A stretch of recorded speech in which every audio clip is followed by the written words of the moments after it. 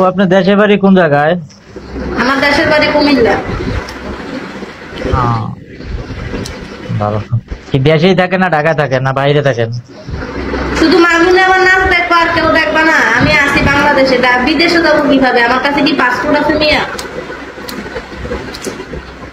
বাংলাদেশ সরকার তো পাসপোর্ট দিতেছে না।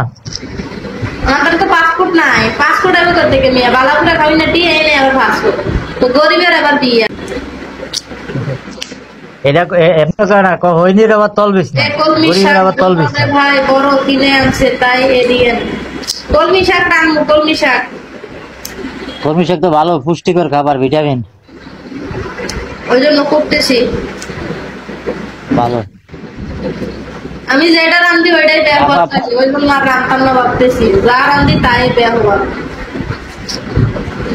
না না, আপনি যেমন সুন্দর মানুষ, আপনার শাক শাক এমন সুন্দরই হবে।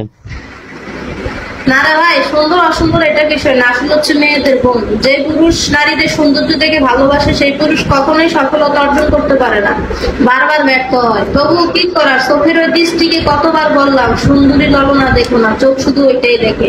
জীবনে সুখী হতে চাইলে অতিরিক্ত সুন্দরের প্রয়োজন নাই। কালো হোক, ফর্সা হোক, শ্যামলা হোক, ওইটা দেখারও টাইম নাই। যার সুন্দর মনুষ্যত্ব, সুন্দর মন আছে কিনা সেটা দেখার বিষয়। সুন্দর মন কথা বলতে সবাই থাকে না। খুব সুন্দর একটা কথা বলছেন আপনি। সেটাই। আল্লাহ পাক আপনারা হায়াত দেব। তো বিয়ে শাদী করছো? জি ভাইয়া, বিয়ে শাদী করছি। মাশাআল্লাহ। ভাবি কেমন আছে? আলহামদুলিল্লাহ ভালো আছে। আমি প্রবাসী আছি আপু। আচ্ছা, তোমার সাথে যদি কোনো মেয়ে মাসে কথা বলে, তোমাকে সময় দেয়, টাইম দেয়, তুমি তাকে কয় টাকা দিবা প্রতি মাসে? দেখেন, আমি এসব লাইনে গেলে আমার ওয়াইফের হক আমি কারো এমনি হয়তো দুষ্টামি করলে তার ব্যক্তিগত খরচ বা সেটা বহন করবো, কিন্তু এমনি ওই ধরনের ফ্যাসিলিটি আমার নাই, ঠিক আছে? কারণ আমি একজনের হক আরেকজনের দিতে রাজি না। আপনার সাথে আমি দুষ্টামি করলাম, কিন্তু যেই দুষ্টামি আমার ওয়াইফের সাথে করবো সেটা আমি আপনার সাথে করতে যাবো কেন? না না না, সেটা বিষয় না। আসলে ওয়াইফ একটা আর ফ্রেন্ড একটা। তুমি তোমার বিয়ের আগে তুমি বিয়ের আগে কোনো মেয়ের সাথে কোনো কিছু করে থাকো, তুমি কি সেটা তোমার ওয়াইফের সাথে শেয়ার করতে পারবা? সেটা তো না।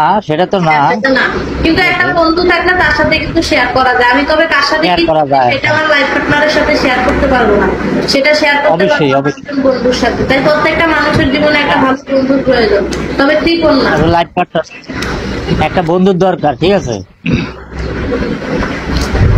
আমার কি একটা বন্ধু বাকিরা দেওয়া যাইব? দেখা যাক না। তুমি যদি খরচ করো 2-1000 টাকা, তাহলে অবশ্যই বন্ধু পাবা। যদি না খরচ করো তাহলে তো বন্ধু পাবা না।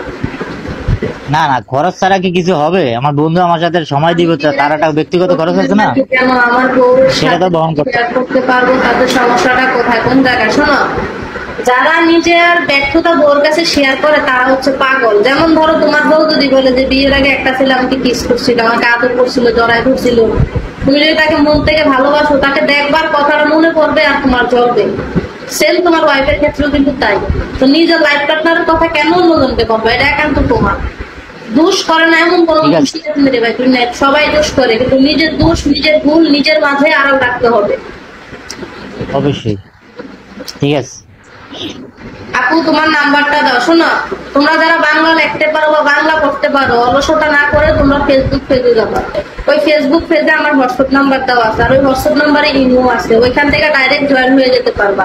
আর দয়া করে পেজে একটা ফলো দিয়ে রাখবা, যাতে মাঝে মাঝে লাইভে এসে আটা মাটা দিলে তোমরা আমাকে দেখতে পারো, ঠিক আছে? এখন তোমরা যদি আমার নাটক অভিনয় দেখতে চাও, তাহলে তো অবশ্যই আমার ফলো দিবা, তাই না? কারা কারা আমার নাটক অভিনয় দেখতে চাও বলো? তোমার সাথে অনেকদিন ধরে কথা বলতে চাই, তুমি কিন্তু হঠাৎ করে তোমার আইডির সাথে চার্জ করে দেখি হ্যাঁ তুমি। আচ্ছা ঠিক আছে। সাইফুল, তুমি কি আমার হোয়াটসঅ্যাপ নাম্বার পাইছো ফেসবুক থেকে? জানো কারা কারা নাম্বার নিছো ফেসবুক থেকে? এক লেখো। আচ্ছা, ফেসবুকে কি আপনার আইডি পাওয়া যাবে? পাইছে, এটা কিন্তু তোমার ফেসবুক আইডি, এটা হচ্ছে তোমার ফেসবুক পেজ। আচ্ছা ওকে। আচ্ছা আপু, আমার কি একটা বন্ধু খুঁজে দেওয়া যাবে?